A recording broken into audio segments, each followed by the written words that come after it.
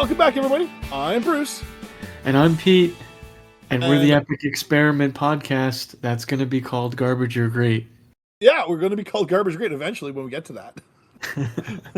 Right now, we're still using Epic Experiment, but you're gonna see Sorry, it's 2 days before the new year. We figured we'd kind of cram in one more episode before 2026. Yeah. And we're doing a podcast on Magic the Gathering where we evaluate cards and if they're crap or if they're great. And Bruce, we usually do a creature, an instant or sorcery, and a non-creature permanent, either an artifact, an enchantment, or land. What do you got for me, man? It's been a while. I'm happy to be back. It's been a while, and I'm glad to get back talking to you too. All right, first one I got here. It was a bit of a staple in Standard a while ago, and reads pretty well. So we have Glissa Sunslayer. A black and a green for legendary creature for Phyrexian zombie elf. With first touch, first strike, and death touch. Holy moly, I can't read. First, or as I like to call it, death strike. But anyway, whenever Glissa Sunslayer deals combat damage to a player, choose one. You draw a card and lose 1 life, destroy target enchantment, or remove up to 3 counters from target permanent. All right, so what do we think? Was this card any good anymore? So, I died to this a lot, especially in draft. The second thing I want to say about it is I've tried to make this card work in multiple different decks. I do think that if you're playing a very mid-range style Golgari deck, it could find a home, especially if you're able to get out immediately. A lot of people are not going to understand the sort of interaction between first strike and death touch, where it basically is unkillable when you block it. Bad. Yeah, it's however, so miserable to try to block. However, beyond that wall of text, it reads to me like a 2/2 vanilla bear. I think it's a really cool card. I've been trying to make it work for a while, Bruce. Trust me. It's just, I don't know, because I'd rather just play like any of the Gix. I'd rather play that, or I'd rather play Toski in the slot of card advantage. Mm-hmm. And I get if you're trying to do something with counters and removing counters to do something, this might have a home. Potentially, if you can copy the combat damage trigger, using that 2-mana artifact that copies a triggered ability. Strionic Resonator? Yeah, Strionic Resonator. That might do something. Or if you're playing some sort of Death Touch Fight Club style deck, I could see this being pretty good. I have a foil version of it and just sad. I just feel sad. Yeah. So I ran across this. So I was playing, over the holidays, I played my Nethroi Apex of Death deck a couple of times and just derped people out with it. But this card is sat in my hand and I've not wanted to cast it. And I was thinking about why don't I want to cast this card in a deck that ostensibly wants to play to the board, play creatures, and turn them sideways to attack? And I've come to the conclusion that it just doesn't do enough. And at the point, isn't that ironic? It's so crazy. This should be a really good card because of the fact that it is very difficult to interact with in combat. It does have good triggers. If you can connect, you can do some really powerful things. However, there's so much just extra bodies, servos, human tokens, goblin tokens, zombie tokens, it doesn't matter, that just get in the way and trip this up, that it doesn't make sense. So in order for it to be good, it either needs evasion or trample, which it's hard to get the evasion in black and green. It's hard to get it up in the air. You might be able to give it trample, but even then, as a 3-powered body, trample may not be enough. You need a lot of stuff to get through. Anyway, I don't love the card, and I think there are more mid-range decks that are going to be applicable. And I was thinking one that would be really tricky to play with this would be in Thantis the Warweaver. So Thantis, because Thantis wants to everybody attack, and so if that's the case and everybody's swinging all the time, there's going to be an opportunity for this to be connecting and be impactful. But in a pretty typical game, creature combat isn't how we win, and is it normally how we extract value? So I kind of the opinion, like, I'm really down on this card now, as much as I love it too. Like, I want it to be good. I'm the sort of guy that loves this sort of card because it's a classic mid-range extract value incrementally thing that I love to do, but it just doesn't do enough. So I'm having to come down on and think this card is probably not strong enough for many decks in 2025 going into 2026, and people should be looking to cut it from their lists. I think if you can give it like Shadow in black, because there's a few ways to do that.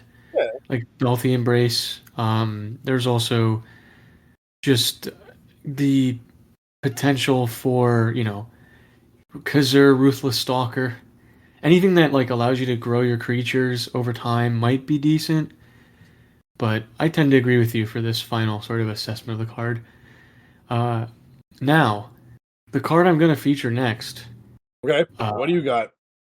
It's pretty cool. So this is Three Dog Galaxy News DJ. Okay, it's a red, a white, and a colorless. Whenever you attack, you may pay 2 and sacrifice an aura attached to Three Dog. Whenever you sack an aura this way for each other attacking creature you control, create a token that's a copy of that aura attached to that creature. Bruce, what do you think? All right, so just so we're clear, like, this is from the Fallout set, right? So this is from Fallout. So people may not have seen this if you weren't buying Fallout stuff. And this was in the Naya colored deck, right? The with Dogmeat. Yeah, it was in the Dogmeat deck pre-con as well. All right. Yeah. So I was looking at this card and I'm like, part of me says, like, red white auras is not usually something I want to see or play. Like, it's just red white already struggles with making sure they don't run out of cards in Commander because of the fact that you have a bit of a hard time catching up on the draw. I don't love the idea of having to sacrifice my permanents because of the fact that very easily you can get blown out on if there's instant speed interaction. I could very easily lose the board state completely, and then I get wrecked, and I sacked a lot of stuff to it. And this requires quite a bit of setup. So the fact that it's kind of a niche archetype, like, there's only 1,000 decks that are red, white, and anything. So Boros, Naya, Mardu, Jeskai. There's not a lot of those sorts of decks out there in the first place, right? Then you add to that the fact that it takes quite a bit of setup. If you need to have, how many creatures would you need in play to make this effect positive? I would say, like, you'd probably want to have 4 or 5 creatures before you're happy trading your aura to get to pump the rest of your team. Then, and last but not least, like, the fact that you're probably losing out on card advantage unless you're finding some of those really small incremental auras that have card draw staple to them. Like, there's like some red ones that grant haste and things that, like, runes that maybe like give you card advantage on the return end. So I can see the appeal. Like, Zada, this is like a Zada effect. If you know, Zada Hedron Grinder has a similar effect for instances of sorceries for your whole board. But I don't love it in this color combination, and I would tend to say I'm kind of down on it. So unless you can sell me pretty hard, I'm probably out. So sell it to me, my man. Well, my friend played this deck, and I wasn't really sure what to think of it as well at the start. But he didn't have to do a lot to, like, run through us. He turned his 1/1 into like 5/1s with First Strike with Ethereal Armor. And then he had ways to recur the auras because they're cheap. A lot of the auras he was playing were cheap. And then some auras, when they go into play, they come back to your hand when they get sacrificed or leave the battlefield. So there's a few auras out there that can do that as well. I was just surprised with the amount of damage he accumulated in a short amount of time. Because Boros can make a lot of tokens. I could see this running really, really well with like a Nimpakal, right? And playing cards like there's a few cards whenever you cast an aura, make a 4/4 angel, or stuff like that. I was just surprised by the speed of the deck.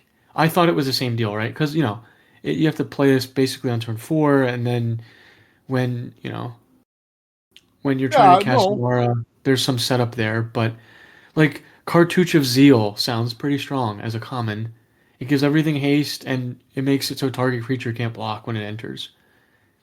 Like that's a common, right? Yeah, no, like well, the deck would be very cheap. Like there was no doubt about it. The deck would be very budget friendly, which is great.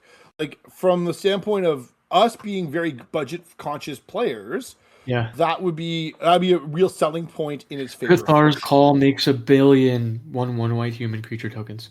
Yeah, Because the and auras don't get sacrificed. That's the strong part about the card. So it's like you only sack one aura, but you get about 10 of them, depending on what. And you don't have to attack with Three Dog himself. You know what I'm saying? A lot of these effects are like until end of turn, but this lasts forever. yeah, So no, you're what right. he, Like you know what I I'm looking mean? at some of these potential auras, like Rune of Sustenance. Like if this is a rune from Yeah. Kaldheim, like 1 and a white.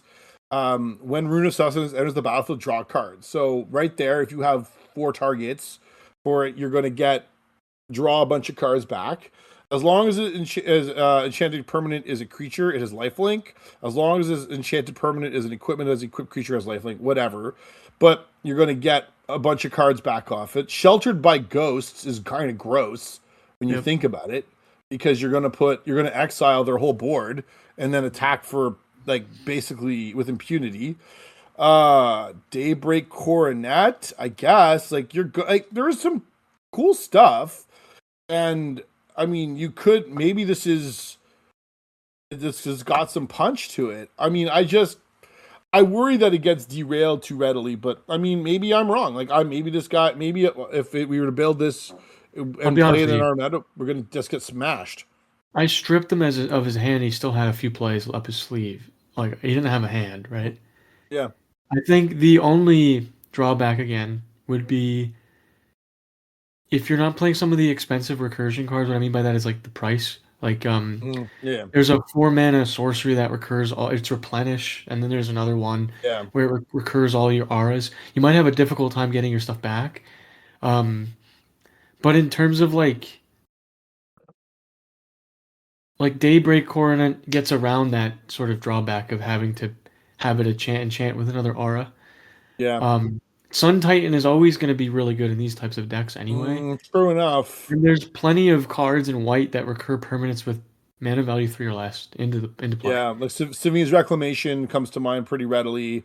Also like things like SRAM, Senior Edificer, like that, seems like a pretty powerful interaction. Like there's some potential here, and for sure. I mean, I'm glad to see somebody play very out of the left field deck and make the game interesting, because I'm going to be honest with you. Like the last couple of months, I've seen more Sephiroth decks than I think I ever want to play again in my whole life. And yes, people are excited to play Sephiroth, but I want to see, as someone who likes the variety of what Commander has to offer, I like to see sort of out of left field decks like this. I just worry that this wouldn't hang at some table groups or play groups. I think you could make it super grindy and just kind of outlast your opponent, and then throw an Eldrazi Conscription out there, win the game. Ooh. You know what I mean? So it's like I think there's a lot of like screwed up things I think you could do to prevent your opponent from winning, and then also punching them in the face. You know what I mean? Eldrazi Conscription. I haven't seen one of those in ages, but yeah, I mean, I guess like that's. Or like Atali's Favor seems kind of broken because it gives +1/+1 in trample, and you discover your entire deck. And I think that would be a win combo deck too. That seems pretty nutty putty to say the least, for sure. So yeah, I mean, again, I would love to see someone play this in our play group. My buddy, I think he has some of the coolest deck ideas I've ever seen. So we'll move on because yeah, we had a good talk. We've had a good talk. This card for a while because I just like the flexibility of it. I think it's cool. I think it's cool. Pretty down. All right. So the other card that he manhandled me with, actually, this card was hilarious. Doppelgang, which I'm sure you're familiar with. So I am. Read it for the audience. So Doppelgang is a 3x green and a blue. For each of X target permanents, create X tokens that are a copy of that permanent.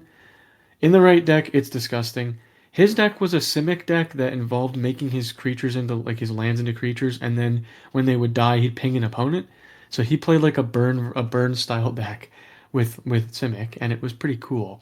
But the way he won the game was copying that bloodthirsty aerialist card that like he gained a million more life than all of us, and he copied a bunch of Oh. ghostly prisons on somebody else's side. So I think the card is a fun way to use a haymaker and just kind of just whack somebody. But I also think some people just stick it in a deck thinking it's going to do something. Without the right setup, it's pretty slow, and you're going to just die before you get the chance to play it. So Yeah, so it does take a significant amount of setup. Like so to get one copy of something, you need 5 mana, which is a pretty lousy rate for a clone or a copy effect.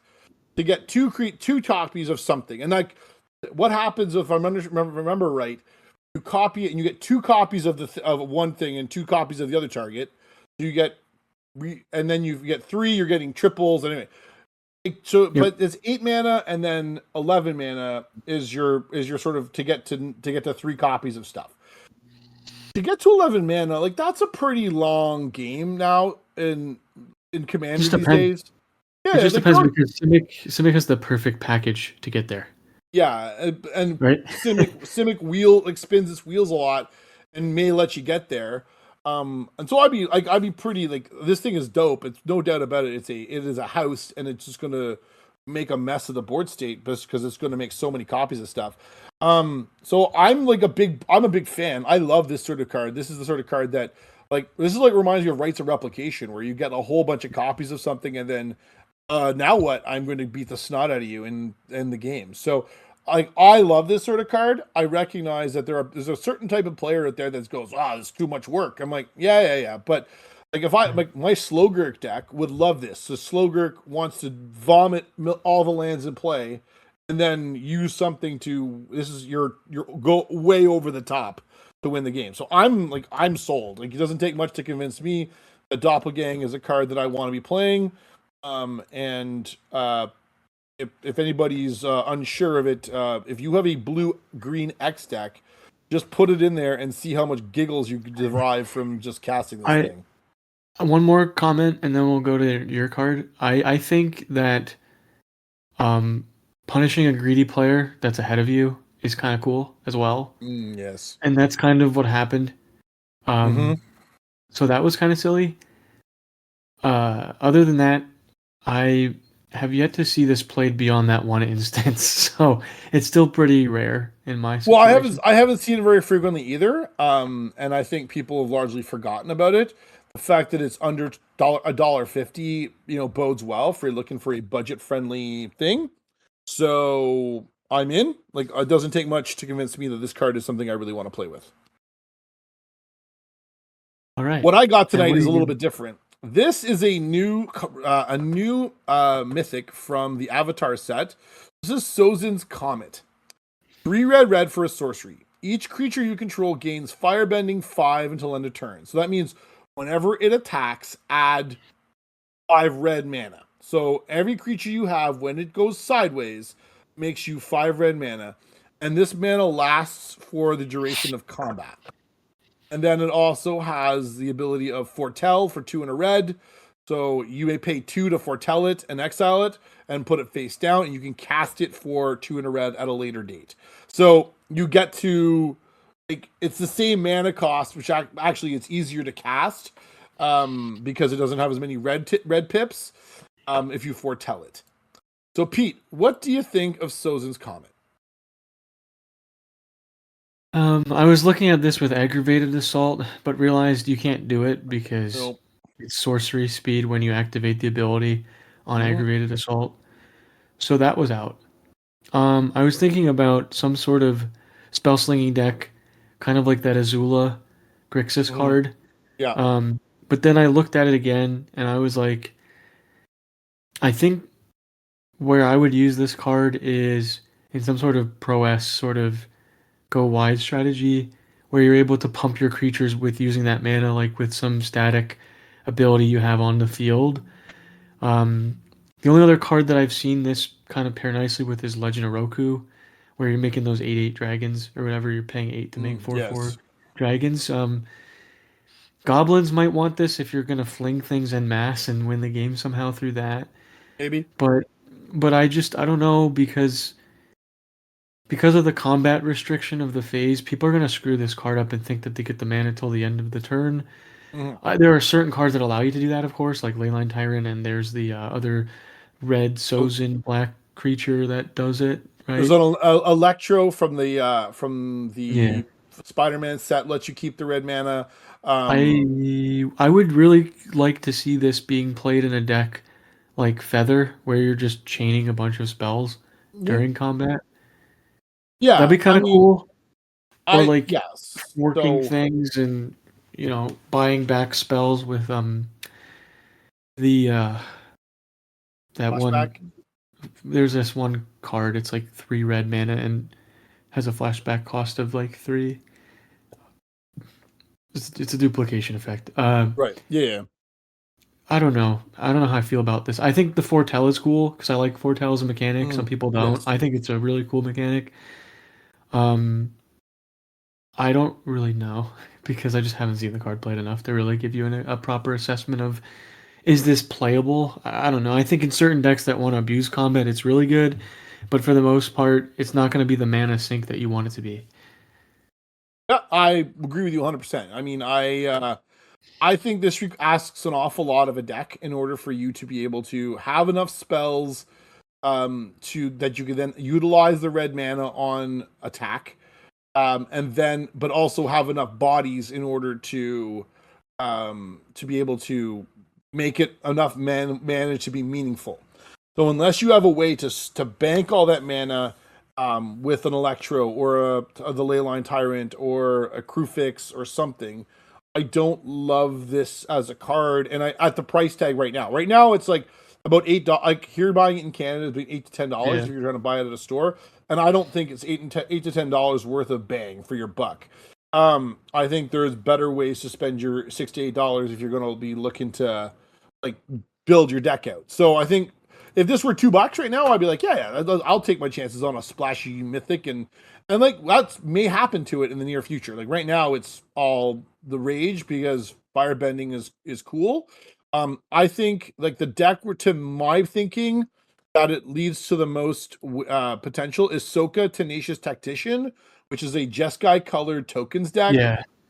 So anytime you cast a non-creature spell, you make a 1/1 white ally creature token. So if you can chain off into a bunch of instants of sorceries, and then use the attack with them, and then use the red mana to fire off more things to build a even broader board and like go crazy, kind of like you could be into cooking with gas there. But I don't love this in too many other situations because of the fact it is kind of restrictive. There are the other way to do it is to have like a big mana sink, and I don't know what would be like. There are some creatures that have like big like effects, like there's like a wall or a cinder wall or whatever. Like you can use it like a fireball and it's a speed, I believe. Like something like that where you can channel that red mana into some sort of big activated ability, and blow somebody up with it, but. Yeah, I think I'm not in on this one. I mean, I'm going to try it in something. I'm the dum-dum that's going to try it, but I don't think I have high hopes for it because I think that what's going to happen is that if it goes crazy, it's like the biggest win more card ever. And if it doesn't do anything, you're going to be spending 5 mana and being very, very sad. Yeah, I don't know. I looked at the EDH rec real quick, and all of the creatures that it really featured was from Avatar that we would already kind of expect. Yeah, it just feels like a block constructed thing that you're playing. And just for commanders, like it's just not. There's nothing here that I wasn't surprised about. You know what I'm saying? Like, everything was just kind of okay. This is how we're using this card. And I like when people kind of take a card and break it in a different way that I don't really expect it to be seen.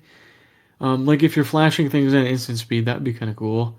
You're like throwing things in during combat, like permanents. But again, we'll see. Time will tell, I guess. Did you want to go for the non-creature permanent? I actually have this card. We have a bonus card here that we were asked by a friend of ours, Nariak. Oh, sure. Yes. He wanted us to talk about Spider Sense. Yeah. And this being from the Spider-Man set, so 1 in a blue for an instant, and it has web slinging on it. So that's similar to ninjutsu, but you can pay a single blue mana if you also return a tapped creature you control to its owner's hand, and counter target instant spell, sorcery spell, or triggered ability. So, yeah, what do you think? So I was thinking of like what creatures would I want to return back to my hand, right? So I have a soldier deck, been working on that for a while. A lot of them are being turned sideways anyway, and they're cheap, so it doesn't really tempo me out. My other inclination was you're playing like Mana Dorks early game, and now they don't really do anything, but they pay for this, and this spell becomes free, basically, because you tap your Bards of Paradise and then return it to hand, and you blow out the opponent that thinks that they're going to get you with some board wipe or some sort of mass removal effect or a triggered ability like whenever this enters destroy target permanent or whatever it is. Yeah. The fact that it counters a trigger ability to me is like super, super good. I think that's really, really good, especially nowadays where a lot of cards are entering and doing things and leaving the battlefield and doing things. You could definitely hose somebody a turn cycle potentially if they are getting too greedy with what they're doing on their turn. Even for 2 mana, this is good. I think this is a very good removal spell. I actually looked at this card with a bunch of other. I was looking at 2 mana counter spells, two and below, and just seeing what was around. And there really isn't much like this beyond Disallow, which is 3 mana, and there's no reduction in cost. So yeah, I could see this being played in CDH a lot, and I could also see this being played in a casual pod with a tempo deck, where you're trying to tempo somebody out. You're playing some sort of blue-white aggressive deck, or you're playing a blue-black sort of like putting people on a clock with mill or something like that. It'd be really good. It'd be really good in Phoenix, like a Phoenix deck where you're looking to turn your big butt thing sideways. I agree with you. I think this card is actually really, really good. And people, I know, as much as the Spider-Man set was largely panned for not being very, very good, this card I think is actually a really useful addition for people. This also reminds me of there's like certain effects in like Is It and stuff. You could tap a creature to copy a spell and instant speed. Like wizards, there was like a thing you tap 2 wizards or 3 wizards, copy target instant or sorcery spell. It's a wizard merfolk. I can't think of the name right now. Right, I think I remember the one too. Colorless and 2 blue though. It's colorless and 2 blue. So I think it's like a 2/2 as well. Anyway, I'm just riffing here, but yeah, I think this is underrated for right now. So, I think it'd be wise to pick up a few copies. I can tell you where I've put it. I have a copy and I put it in my Tokasia Dig Site Mentor list. It's looking to tap things for surveilling, so I can tap things at will to then use them to surveil, and then I can use it to web sling my creatures around. So there is value. There's like surprisingly a high number of places. The other place where I would put it is in Cyclonus, where I'm looking to turn Cyclonus and other creatures sideways to once again get connive triggers and whatnot. So there's a lot of potential to this sort of card. I think I'm a big fan of it. I think people should be at least entertaining the discussion around it. And at the floor of this card is negate. Like that's what this basically is. It's not quite negate, but it's very similar to a negate style effect. And if you can get it for the discounted price, it feels like a trivial cost to impose. So I think it's pretty good, and it doesn't even leave a bird token the way like Song does. Yeah, you could totally hose somebody when they target, like say they target your tapped creature, they're trying to exile it or something. Yep. You return it to hand, and then you counter like somebody else's thing on the stack. It seems like a big blowout if you use it in the right way. So yeah, this is good. Thank you. Thank you for the bonus card.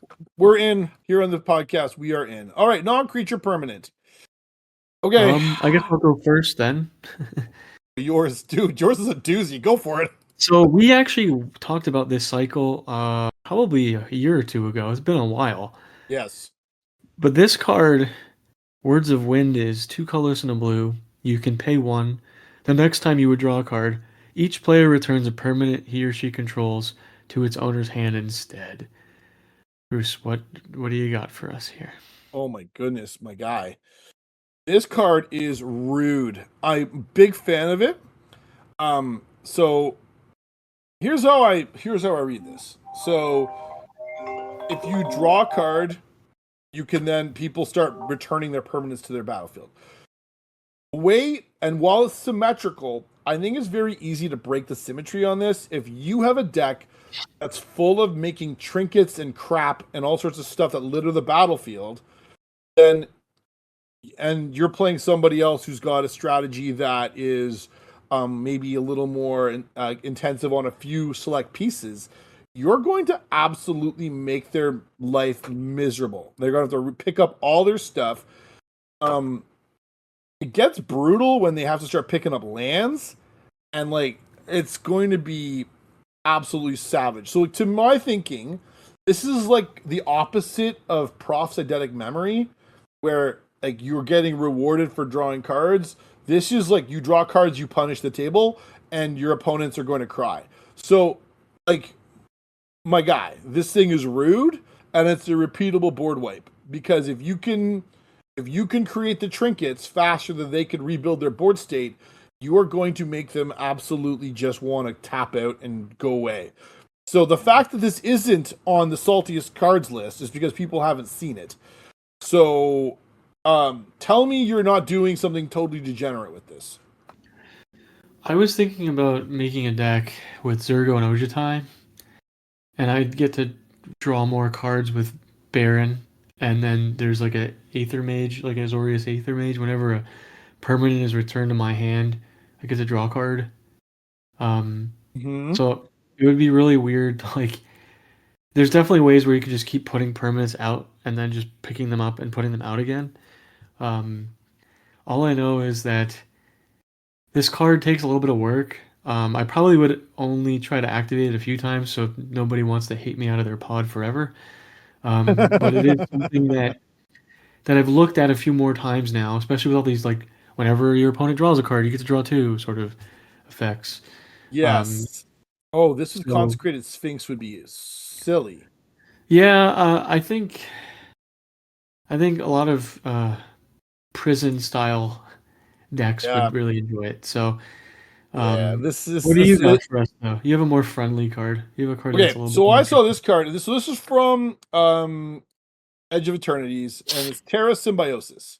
So 2 in a blue with enchantment. Sorry, 2 in a green with enchantment. Whenever you put 1 or more +1/+1 encounters on a creature you control, you may draw that many cards. Do this only once each turn. So this is it's hilarious with Forgotten Ancient.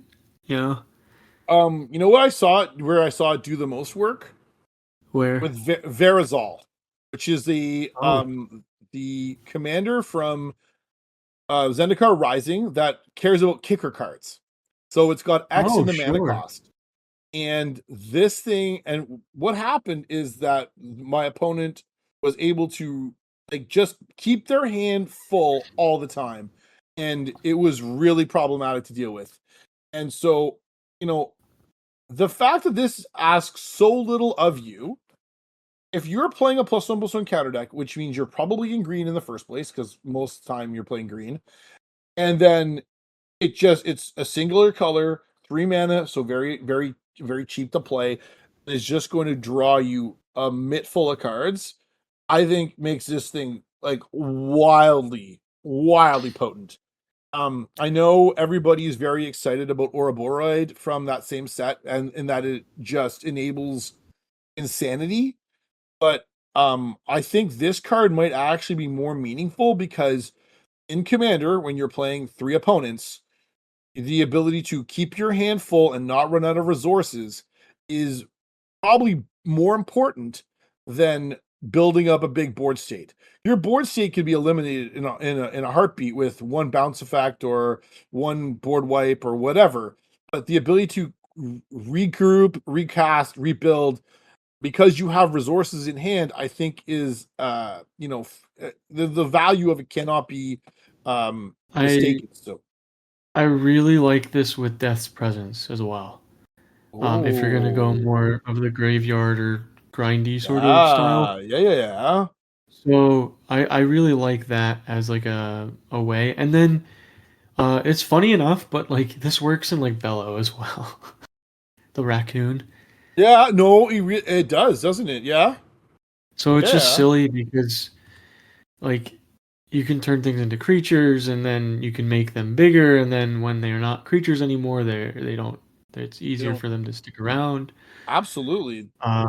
So I don't know. I think this card is I don't like plus one counter strategies to be honest with you because I feel like everyone and their mother is doing it now. Like every color combination with green is doing something like this. Yeah. But I like this card because it's very simple, like, and the value is just unmatched for what it does when it hits the field. It doesn't feel as bad as some of the other cards out there that put counters on things when you're just kind of sitting around waiting for someone to just like turn their stuff sideways. Yeah. Um, Yeah. so No, yeah, I it's saw not the this worst. card. I saw this card in action, and I was just blown away by it. And the Simic player just absolutely buried us in card advantage, and in the end won the game because when the Rakdos, I was on a Rakdos deck, and my opponent, my other guy was on a red white artifact deck. Like we just ran out of tools with which to deal with his board, and he just kept being able to churn through his deck. He drew probably, at least 20 more cards than the two of us combined. So it was really impressive to see it go. And so I'm like, I took note of that. I'm like, that's a thing that I need to be paying attention to because it is very, very potent. And the last card that we have now, Oh, this card dude. made some of my friends want to cry. This You don't one's say. Okay. so I'll sell you the story after I explain the card, like Mm, read it. yeah. I want to hear your reaction first, of course. But Portcullis, it's four colorless. It's an old artifact. It says whenever any creature comes into play, if there are two or more creatures in play, exile that creature. Return that card to the battlefield under its owner's control when this artifact leaves the battlefield. Well, can I ask you So a question first? yes. So if you have two creatures on the battlefield and I try to cast a third, my third creature gets put into exile. So it'll enter. So all its abilities of Yeah. entering will happen, and then it'll go under this artifact. Right. And then once the artifact leaves play, it'll come back. Okay. What So it's not happened? okay, but Yeah, so I just want to be clear. I'm clarifying. It's not like I push one of your creatures off the board, and no. it's like and there's only the two most recent cast creatures. It's your two are first, and everything else comes in and then gets exiled. Yeah, so as long as there are two creatures in play, Yeah. Yeah. Yeah. any Yeah. other creature that comes in play will just get exiled, and then when the artifact leaves play, it'll come back. Right, I get it. Now, Okay, so I hate it. I hate this. As someone who plays creatures, I hate it. However, I can appreciate. So let's hear your tale of woe. so there are two things that happen. Okay, first there's a combo with this card. It's Felidar Guardian. It's infinite ETB left the battlefield triggers. It's actually a win con in the deck, and that's why Portcullis is in the deck. Mm. The second thing was this was hilarious. I put my commander and another creature under there, and my buddy played Oko and turned it into an elk. So what happens is when it becomes an elk, it anything that was stuck there is gone forever. Oh, So okay. even if you flicker it, because it's a Yeah, new object, right? Because it's a new yeah. object, whatever was under it does not come back. So I actually exiled my own commander and did not have it for the rest of the game. Oh my. And it was hilarious, but also like it was like, Yeah, oh but god. awful all at once. All Right? right. So this card is very strange. I put it in the deck for two reasons. I put it in the deck because the deck is very grindy and it's slow and it takes a little bit to get going. And I have a flicker strategy in there, so it's very good with ETBs. If I can flicker the thing, bring all my stuff back, it does a lot of very silly things when it's there. But it also shows how bad this card actually is because if you're not careful, you can get screwed real bad. Yeah, like for sure. Yeah, I would be very leery of this one. I'd be very leery of this one because of the fact that it is just going to result in me getting blown out. You want to hear the top commanders? Because this is kind of funny. Okay, go for it. We've got Liberator Urza's Battlethopter.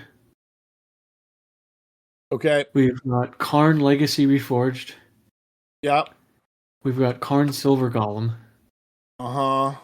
We've got the new Iron Man, which really hasn't come out yet, but it's in there. We've got Temiwa. Okay, the serpent that phases out. The phase serpent. We've got Tanu Steadfast Second, which is hilarious and surprising. That's the mono red one? Yes, that gives everything haste and then gives things warp. Yeah. We've got Shaku Endbringer. And then we've got Grand Arbiter Augustin. So Bellow makes up 0.2% of Bellow decks, 34 decks out of 20,000. But that's not enough for me to say that I'm going to play it. I am not familiar with most of those decks in the outset because they seem so Shaku is super old. It says it cannot attack if there is another creature in play. Right. During your upkeep, lose 3 life, tap exile a creature. I'm silly. I'm kind of not in. I don't know, man. Like, I don't know what to think of this card. I think this card is bad. I think it's a trap. I think what happens in more cases than not, you end up locking a bunch of creatures underneath it, and then it gets blown up by some sort of like Vandal Blast effect, and they all come rushing back into play, and we have a real problem on our hands. So that's what I imagine is going to be the first course of action. And because if I were to see that, I'm looking for a my Haywire Might or my Caustic Caterpillar or my Vandal Blast as fast as I can find it to blow this up and get everything out from underneath it. But if you have a strategy where you're looking to tuck your own stuff underneath it and then blow it up yourself, like that could be pretty cool. There's some really mean cards that pair with this. I'm not even going to say them because it's bad. It's like a bad time for everyone. However, one that I thought was kind of funny was like airbending it, like in response to removal. You just airbend it and everything comes back. So you airbend the artifact? Yeah, you airbend Portcullis. Oh, so all the things come back and then you could recast it and then what happens? Do it again. So like what happens is like it's just a mind. So Pete, this is I'm not playing this card, man. It hurts my head. Like I can appreciate that you might want to play it. Is this in your Raynar deck? It's in that Joshua deck. Okay. I'm not playing this card. Like, audience, I'm not playing this card. I'll tell you right now, I'm not doing it. But if you want to be braver, you're a braver soul than I am, go out and do it. And with that, thank you all for joining us. We'll see you back on the next one. Peace.